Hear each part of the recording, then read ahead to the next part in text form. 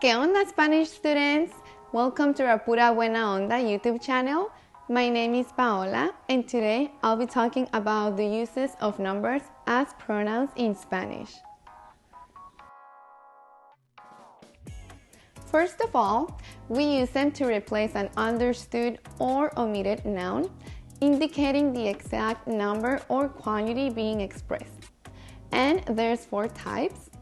We can use ordinal numbers, cardinal numbers, fractional or partitive numbers, or multiplicative numbers. For example, using cardinal numbers, you could say, vivo en el piso 12. I live on the 12th floor. Or, ¿cuántos perros tienes? Tengo uno. How many dogs do you have? I have 1. And using ordinal numbers, you could say, vivo en el 12avo piso. I live on the 12th floor.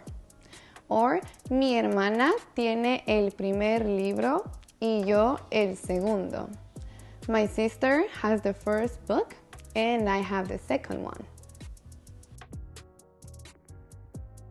Or with fractional and partitive numbers, un tercio de la población en México no vota. A third of the population in Mexico doesn't vote.